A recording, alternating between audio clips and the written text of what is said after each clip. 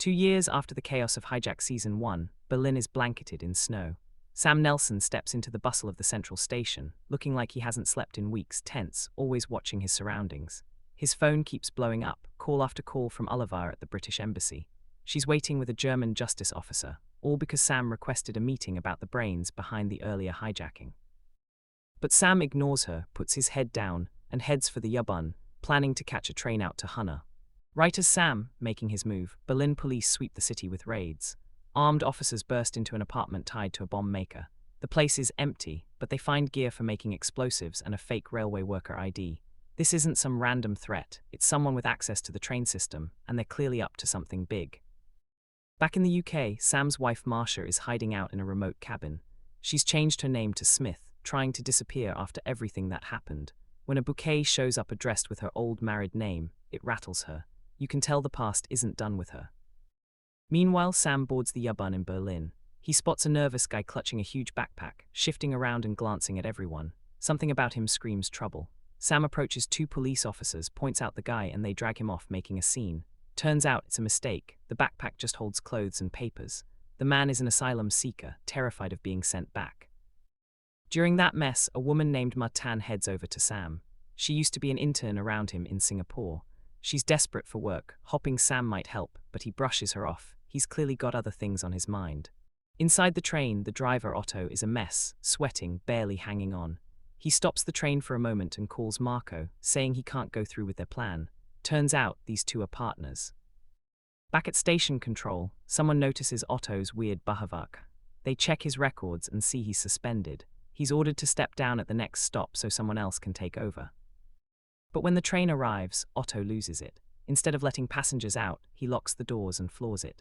Simultaneously, Marco finishes rewiring the tracks and sends the train off its usual route into a maze of abandoned tunnels, places that don't show up on the official maps. The train vanishes from the control center's radar. Passengers panic as the train hurtles through pitch-black tunnels. Sam squeezes through the packed carriage and gets to the driver's cabin, unlocks the door, and faces Otto. They fight, but Sam takes control and stops the train. Otto, clearly broken, says the police will show up soon. Sam tells him no. When he flagged the asylum seeker to the officers earlier, it was on purpose. He wanted them gone from the train. Otto realizes what that means. Sam set it all up. He looks Otto in the eye and drops the bombshell. I'm hijacking this train. Clara Berger sits in Berlin's railway control center, scanning her monitors. Suddenly, she spots something weird. She rushes to tell her manager, Edward Deal, and he wastes no time trying to contact the driver. But instead of hearing Otto's voice, Sam Nelson picks up. Sam's oddly calm. He spells it out. He's hijacked the train and controls about 200 passengers. Right away, he lays out his demand. He wants the authorities to find John Bailey Brown, the brain behind last season's hijacking. Bailey Brown escaped, and now he's somewhere in Germany. Clara's only been working here for 2 weeks, but she speaks English, so she's thrown into the hot seat. She keeps Sam talking while police scramble to figure out what's going on. Meanwhile, inside the train, Sam tries to keep panic at bay. He makes Otto, the driver, announce to everyone that there's a network issue. Nothing to worry about, they just need to take another route. That buys a bit of calm. Things get messy fast. Earlier, a schoolboy named George yanked the emergency brake when the train sped by a few stops. Now, Otto needs to reset it manually, which means leaving the cabin. Passengers notice a nasty cut on Otto's head, leftover from a scuffle. Sam acts cool, jumps in like he's just another commuter, grabs a first aid kit and patches Otto up. Nobody suspects a thing.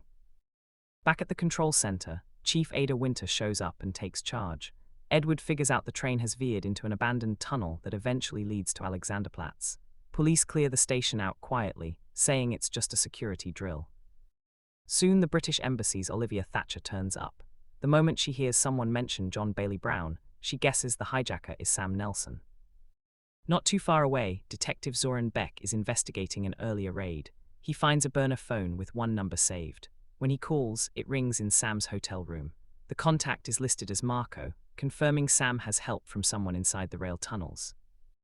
Underground, police try to stall Sam by dumping a crippled train on the tracks ahead.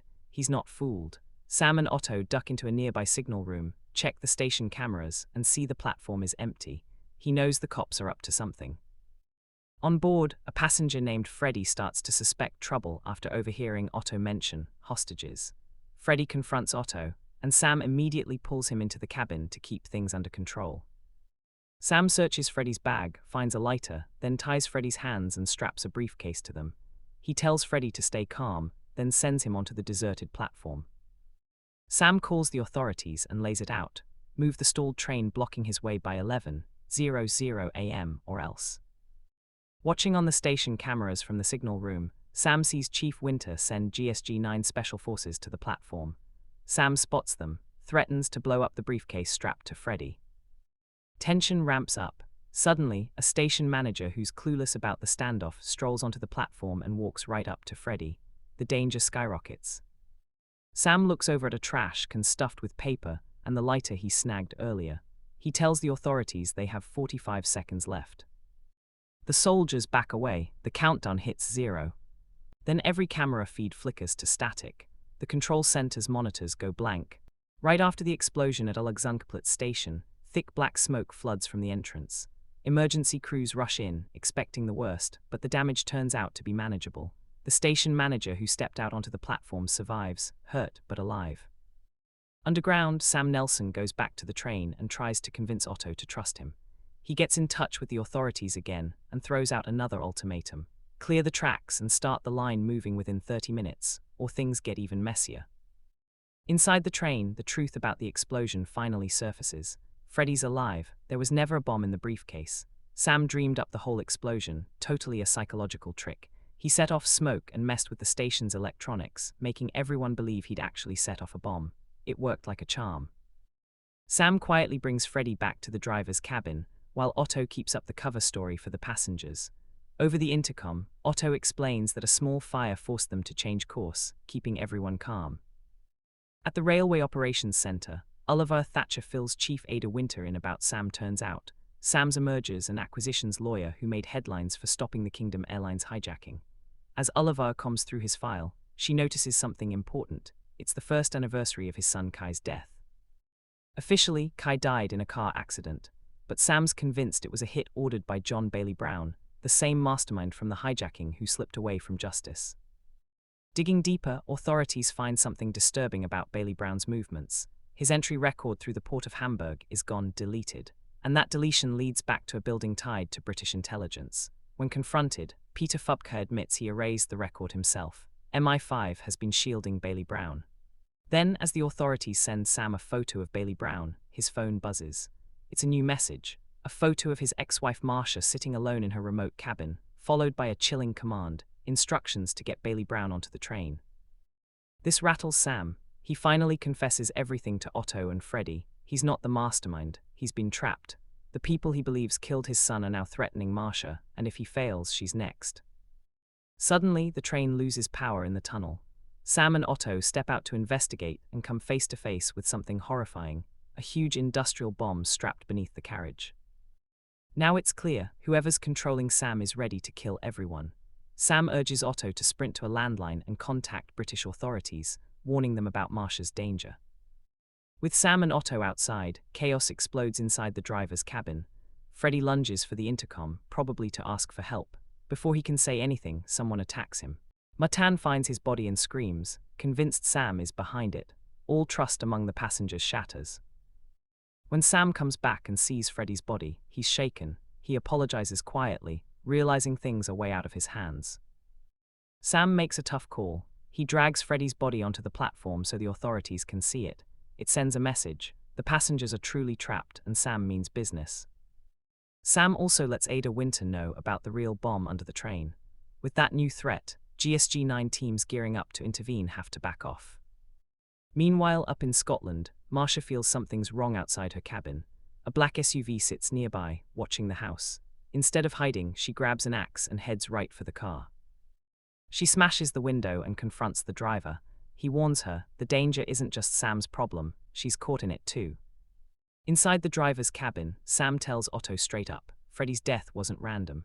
It was a warning, someone is pulling the strings, keeping an eye on everything happening on the train. If Sam wants a shot at stopping them, he has to figure out who the real killer is, right there among the passengers.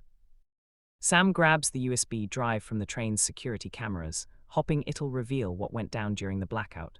Otto shuts that down fast. The footage is encrypted, completely useless unless it goes to the control center. So Sam drops the act. For the first time, he speaks directly to everyone. No drama, just facts. He tells them the train, been hijacked, explosives are strapped underneath, and resisting will make things worse. Then he goes from seat to seat, collecting everyone's phones and tossing them out onto the tracks. Nobody contacts the outside anymore. Maytan, one of the passengers, refuses to believe Sam killed Freddy. When Sam reaches for her phone, she quietly types him a message before handing it over. "I don't believe you killed Freddy." Sam sees it, hesitates, obviously moved, but still throws the phone away. May launches her own investigation. She tells Jess, the volunteer medic, that she saw a long-haired passenger heading toward the driver's cabin during the blackout, then coming back with a bloody hand. Jess shrugs it off, convinced Sam is the murderer. But May doesn't back down. She hunts for the guy and finds a blood-stained bag in an empty carriage. When she confronts him, the drugs spill out everywhere. The man explains he hid them because he was scared the police might search the train, cut his hand hiding them. So he's just a smuggler, not the killer. Meanwhile, at the railway control center, Freddy's death finally forces Chief Ada Winter to admit the crisis is deadly. Her deputy, Roland Murnau, warns that giving Sam what he wants would basically be handing out a license to kill, but Ada thinks going along could save more lives. Railway manager Edward Deal suggests using an abandoned station, Bergmanstrasse, for the handoff with John Bailey Brown. It's remote, no cameras, almost no witnesses, perfect for a risky exchange. In a separate plotline, British intelligence officer Peter Faber tries to intercept Bailey Brown himself, arguing extradition will end the hijacking. But German authorities shut him down, yank his credentials, and boot him off the case. Up in Scotland, Marsha is also in trouble. The man she attacked earlier, Nick, says her boyfriend, Detective Daniel O'Farrell, sent him to check on her. She thinks the danger has passed. But then reality hits. The neighbors who'd been watching her cabin suddenly burst in and kill Nick with a shotgun. Marsha escapes through the woods, alive, but now on the run. Back in Berlin, Detective Zoran Beck reviews old surveillance footage and spots something off. Sam bought a soda at the station but tossed it away without opening it. Beck checks the vending machine with help from a railway worker and finds a hidden clue, a coaster from a Berlin bar called the Foxhole.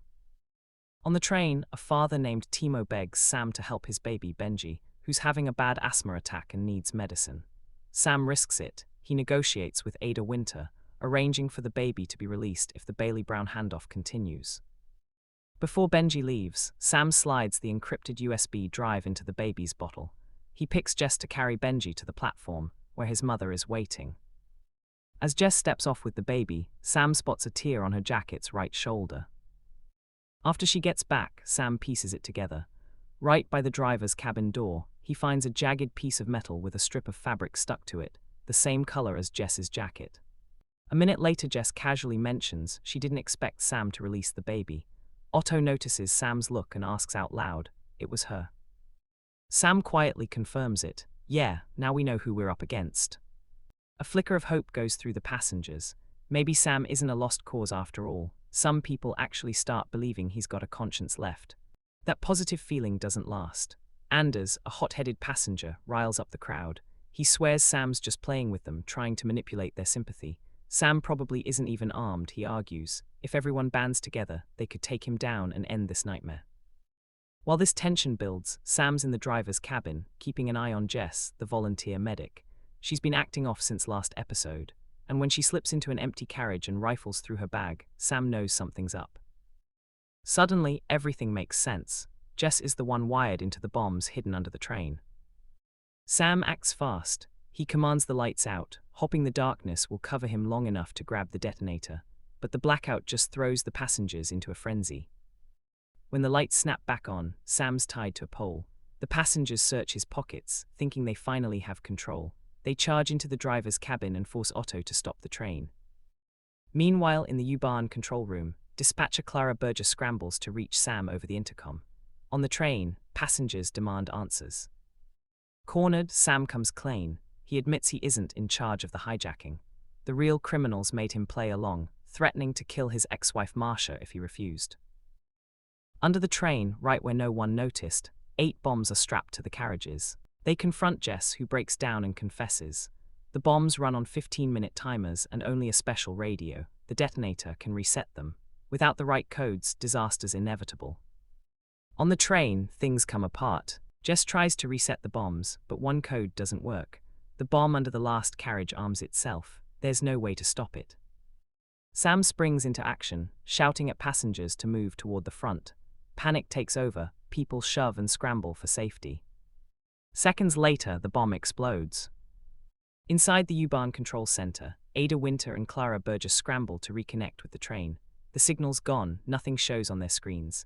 They aren't just losing track of the conv, now they're totally blind. Out of options, the authorities order the transfer of John Bailey Brown halted, and the convoy sent back to the safe house. On the train, Sam Nelson wakes up flat on the floor. He's groggy, glass in his skin, blood dripping from his scalp. Still, he pulls himself up and locks eyes with Jess. The time for guessing or hopping is over. He forces Jess to make the call. Her handler picks up, and just like that, everything unravels. Robert Lang's voice comes through, an MI5 agent supposed to be protecting Bailey Brown. Instead, he sabotaged the entire operation. Lang is furious. The blast wasn't part of his plan, and now the convoy is turning back. He ups the stakes, arms more bombs, and threatens to wipe out everyone on the train. Sam's cornered, left with nothing but words. He holds his ground, tries to stall, and manages to convince Lang to give him 5 minutes to fix it. Then Sam calls Ada Winter, and somehow persuades her to resume the transfer. Every second counts now. At Bergmannstrasse station, GSG-9 forces gear up to storm the train. Sam doesn't know any of this. Across Berlin, Detective Zoran Beck chases the trail Sam left. He finds Agata Roback, who drops one crucial name, Joseph Kaminski, the bomb maker. Kaminski's already heading to Warsaw. Beck hurries after, hoping to break the chain before it's too late. Back on the train, reality bites. Petra, who survived the blast, fades fast. Maytan calls Otto away from his post, hopping for help. Otto checks Petra, and quietly tells her husband what nobody wants to hear. She's gone. The tension ratchets up again.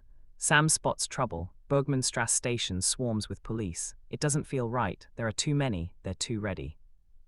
It's a trap. With the control room clueless about their location, Sam gambles on a risky move. He heads into the tunnel with Jess. They're uneasy allies, but they want to survive. Sam plans to manually switch the track. Otto's prepping to collect them.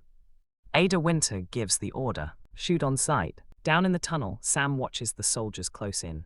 With no other move, he drags Jess in front of him, using her as a shield. Gunfire explodes. Just then, the train roars onto the track next to them. The shot rings out, echoing off the tunnel's stone. Suddenly, chaos, dust choking the air, people scrambling, fear thick as the smoke.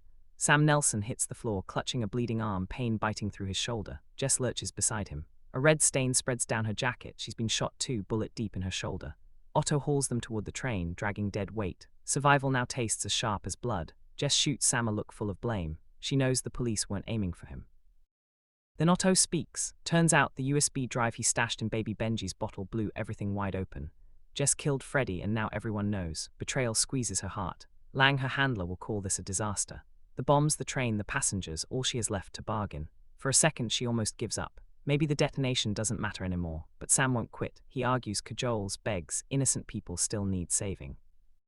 Jess finally lets out a breath, hard and shaky, grabs her phone and spins a story. They missed us, she lies to Lang. There's no choice but to survive. Meanwhile, Robert Lang sheds the last of his MI5 disguise. He's playing all sides. To John Bailey Brown, he spins a story. The chaos is Bailey Brown's way out if he just plays along. Bailey Brown stares, stunned, not ready for any of this. Lang orders Sam and Jess to bring the train above ground, to Brit Sud Depot. Cameras, crowds, a perfect cover. He has the press eating out of his hand, feeling invincible. Inside the battered train, everything's coming apart. The rear car's destroyed, dead weight, it has to go. Sam moves fast, divides the cars, tells everyone to the front.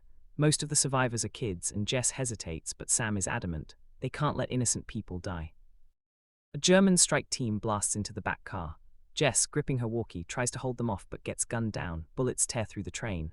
Sam is right behind her, gun in hand and adrenaline crashing. In the confusion, he grabs the walkie, almost shouting, "Clara Power, now, I'm not a killer, we have to finish this." Ada Winter, now convinced by Marsha's message, finally stands down her team. The train jolts forward on a surge of electricity. Jess's body is left in the ruin, her sacrifice carved into steel and memory. Meanwhile, Beck catches Joseph Kaminski at Berlin airport, ruins his escape plan. He makes the arrest, another witness safe for now. In London, chaos reigns, encrypted laptops, nobody talking. Stuart Atherton, locked up, can feel the net closing in. And then a twist in prison. A guard quietly retrieves a bar of soap from Stuart's cell. Out of sight, she hands it back, business as usual. Stuart splits the soap. Hidden inside, a phone and earpiece. He grins. Good job, he whispers. Season 1's ghost lingers. A Turton is still running the show, making moves from the shadows. Detective Zoran Beck's got Joseph Kaminski clamped by the collar at Berlin airport. Kaminski's sweating bullets, eyes darting everywhere as he desperately tries to bargain for safe passage. He drops the truth about the bombs, the exact locations, and admits the nightmare. Only the person holding the trigger can stop the detonation. On the train, Sam Nelson is a bundle of nerves. Olivia Thatcher presses play on Marsha's voicemail. Her voice shakes through the phone, search dogs yelping in the distance. Sam can feel the weight of every step Marsha takes, counting every second that might be her last. He stays locked in, determined, knowing compliance is the only thing that keeps her alive now. His instincts scream at him to do something, to rush in and rescue her, but every choice leads him back to the train and the hostages. A world away in the UK, Stuart Atherton watches from the prison yard, burner phone clenched in his hand. He speaks to Robert Lang, voice cold and sharp. The plan moves forward, no deviations. Every move is calculated. He's untouchable, pulling strings from behind bars. Bailey Brown has to board, the transfer has to happen, and nothing ties it back to him. Berlin's U-Bahn control center is strung tight.